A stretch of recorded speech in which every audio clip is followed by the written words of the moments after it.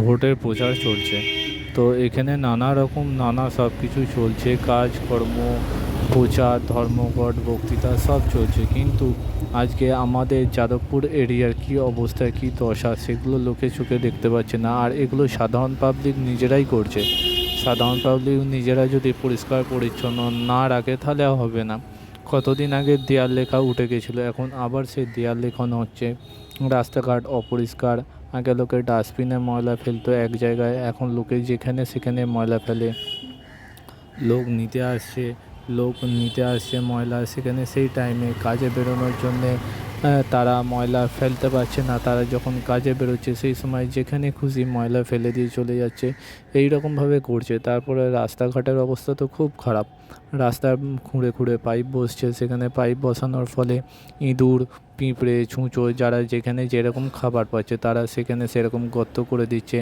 ইঁদুর আর ওই ছুঁচোর জন্যে রাস্তা মাঝে মাঝে বসে যাচ্ছে।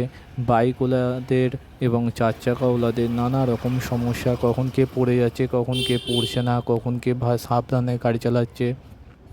সামনে বর্ষাকাল আসছে। এই বর্ষাকালে যা রাস্তার অবস্থা হবে কী আর বলবো। বাইপাস একদম রুবি থেকে কাকুরগাছি মোড় অবধি অবস্থাটা খুবই খারাপ। এত খারাপ অবস্থা কি বলবো।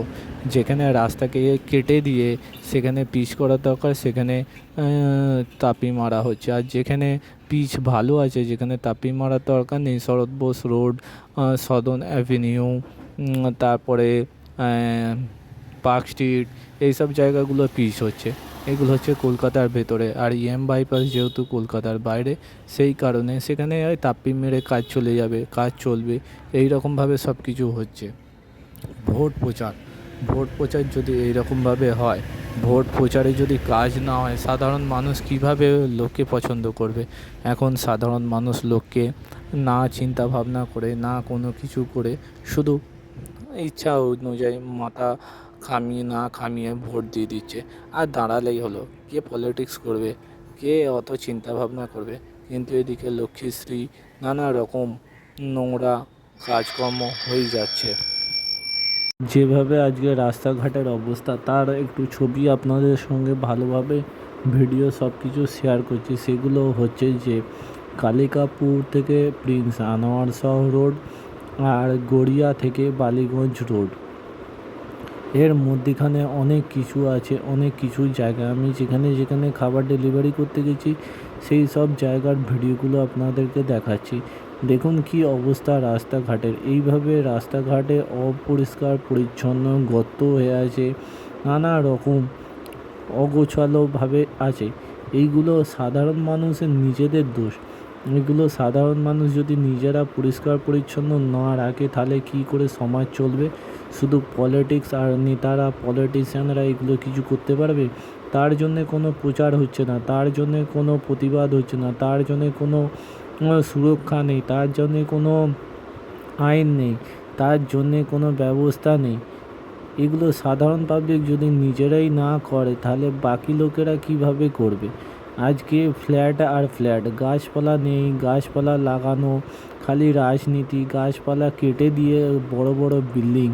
তো আজকে গরম বাড়বে না কেন, আজকে ঠান্ডা হবে কি করে? যে ফ্ল্যাটগুলো লোক নেই, কিছু নেই, সবাই একটা একটা সন্তান, একটা একটা সম্পত্তি সব কিনে রেখে দিচ্ছে। আবার যাদের পয়সা আছে তারা 10-12টা বা 13টা 14টা করে ফ্ল্যাট কিনে রেখে দিচ্ছে, সেখানে ভাড়া দিয়ে তারা খাচ্ছে।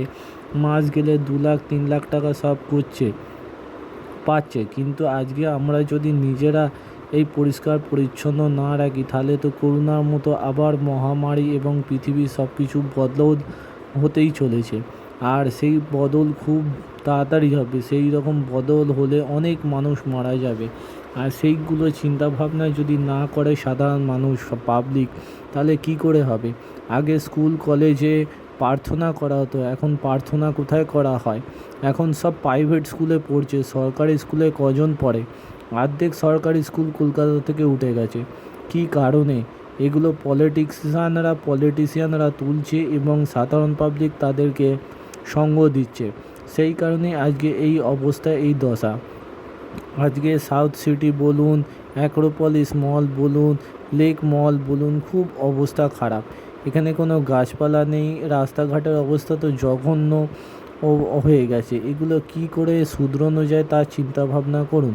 আর যদি এই ভিডিওটা ভালো লাগে তাহলে অবশ্যই সবাইকে শেয়ার করবেন, আর বেশি করে শেয়ার করবেন যাতে এই জিনিসগুলো সবাই পরিবর্তন করতে পারে।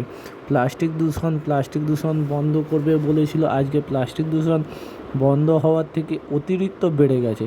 গত 4 বছর হয়ে গেল প্লাস্টিক দূষণ বন্ধ করবে বলে সবাই প্রকল্প নিয়েছিল, কিন্তু আজকে প্রত্যেকটা মানুষ রুটি নিতে গেলে, একটা সবজি নিতে গেলে, একটা দোকানে কোনো জিনিস নিতে গেলে, দাদা একটা প্লাস্টিক হবে না, দাদা একটা প্লাস্টিক হবে না, দিদি একটা প্লাস্টিক হবে না, এই করে বেড়াচ্ছে। কলকাতায় যদি এত বেশি প্লাস্টিক ব্যবহার হয় আর এত বেশি যদি দূষিত হয় তাহলে গরম বাড়বে না তো কি রোগ বাড়বে। এই বলে ভিডিওটি শেষ করছি। ভালো লাগলে অবশ্যই শেয়ার করবেন সকলকে।